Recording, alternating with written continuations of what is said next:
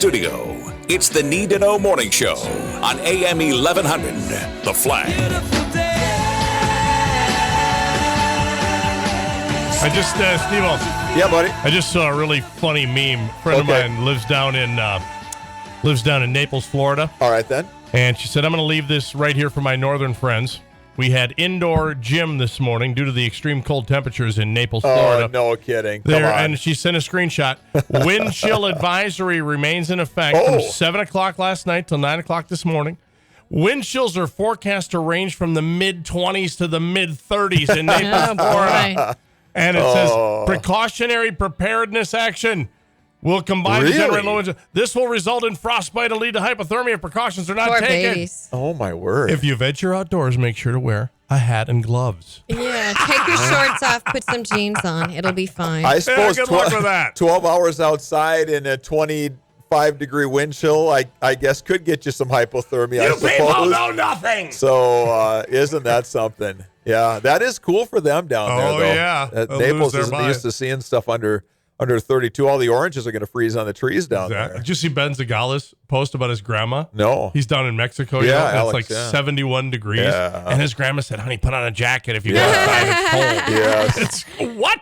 Yeah, I think he's used to it. They just don't know the pain. It is 8:07, rolling into hour number 3 of the Need to Know Morning Show. And we've got a bonus edition of the CEO Spotlight because we had to reschedule from last week. And so we're very excited to have in the chair this morning David Dietz. And David is the president and CEO of Preference Employment Solutions. And the CEO Spotlight is brought to you by Vaaler Insurance. When it comes to protecting your business, nobody beats Vaaler. David, so good to see you. Been a big fan of your organization, and I got to know you last year, a little workforce survey, and then was over at your groundbreaking or your open house, when you opened up the new building. And boy, isn't it something, once you start to get to know people, then you see their name popping up here and there around town, and it certainly is true of Preference. It seems like things are going very well. Congratulations on what you've done over there, and thank you for coming in this morning.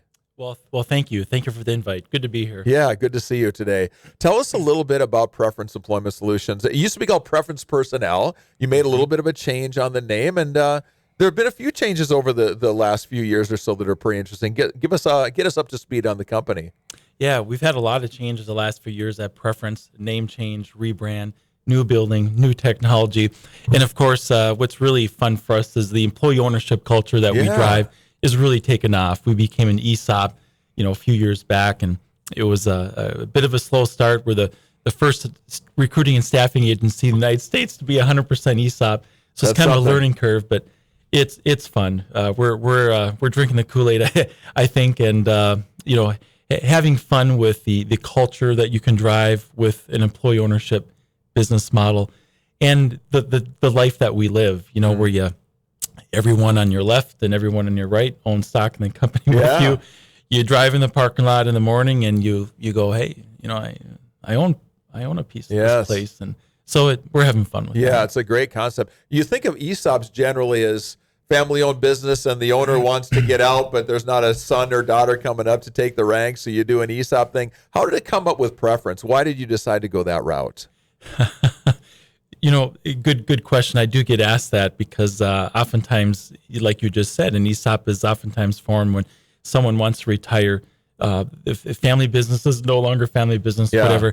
Our situation's unique. I was the SOB, right? The son of the boss, and I'm still here. But I really, really wanted this to happen. So, it was in, this was about 11, 12 years ago. Heard about this thing called employee ownership. Yeah. Started studying it a little bit. And, Steve basically just fell in love with it. Yeah. I just thought, wow, this is really cool. And I just thought, our company could probably be more successful and do a better job for those we serve, our client businesses, and the talent network that we help in the community, if everyone had a stake in the game. Mm-hmm. And so it took about 2 years, but I talked my parents into it. They were nearing retirement age, and I've been in the business at 24 years this month. So I started. Well, you don't look young. old enough to have been doing anything for 24 years, by the way. So good for you, aging well. Started right out of college, and fell in love with the industry as well. So I'm really lucky. I got two things I do every day. I love recruiting and staffing profession, and employee ownership. So to finish answering your question, talk to the parents into it. It took a couple of years and a lot of legal bills. I'm sure. But we pulled it off. So it's probably not easy to think about that. I mean, you grow up, you see your dad building the company, you come in, and there's a part of you that's proud of that family ownership. You want to keep it going. You're certainly thinking about the future for your family and your heirs, what you could do to provide for them. At some point, though, you decided, you know what, it doesn't have to be all mine. Let's share it a little bit. Tell me about, was there a certain thing that happened that pushed you off the fence on that and said, you know what, yes, now is the time? Or what led you to feel comfortable enough with that to make that decision? Right. Well, there's a couple things going on there. First off, kind of stepping back from the story here, I didn't have the money to buy the business.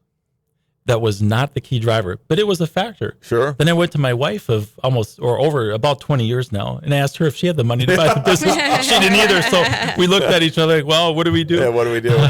So the ESOP was a great way for us to cash out my parents, Larry and Candace. And we, you have to make things fair, right? You have an independent valuation firm come in and they kind of come up with a number, right? Mm-hmm. And so, there's that aspect.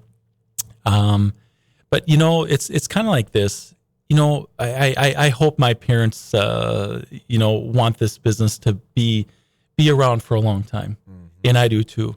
Well, what's a better way to do that? Yeah, no kidding. Give all the employees an opportunity here. Yes. So how did they do that? So I come to work for you, or maybe I was part of your organization back when you made the change. How do I buy? Do I give up part of my salary then to buy stock in the company? How does that work?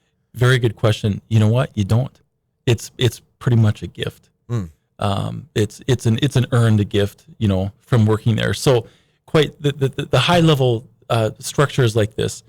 We hire you. Your first year there, you don't get anything. You don't get any stock.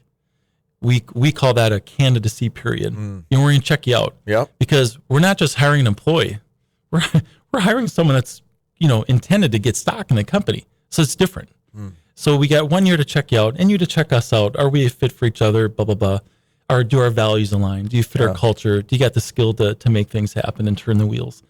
So after that 1 year period, the legal plan document states that as long as you work there and you work at preference 1,000 hours a calendar year or more, which is about half time. Yeah. You're in. How about that? You're going to get stock.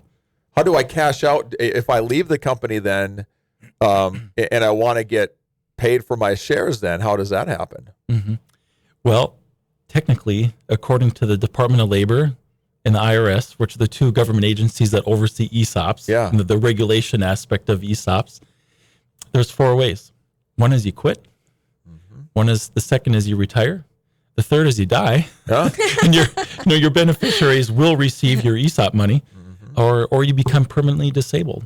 Kind of like a 401k plan or other, regulated retirement plans. So those are the 4 ways. Yeah, interesting. Thanks for walking us through that. It's something that I think a lot of us have heard a little bit about, but this is really helpful to get a feel for that. Let's talk about preference and what you do. I've said all along that how I describe you to other people is you've built a great business by helping other people build theirs. Tell us a little bit about the things that you do.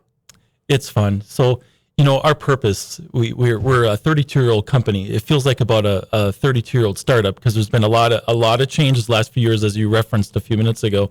So we have a purpose now, and it's to help people reach their potential, and it's a lot of fun, and we do that. And there's a lot of ways you can do that when you do what we do, right? You maybe help somebody make a better living than they had before, if they rightfully earn that in the eyes of another employer that's a client of ours. You know what? You maybe help somebody find a job closer to where they live. They have to commute 20 minutes a day instead of 45 minutes a day, if they're out of town or whatever.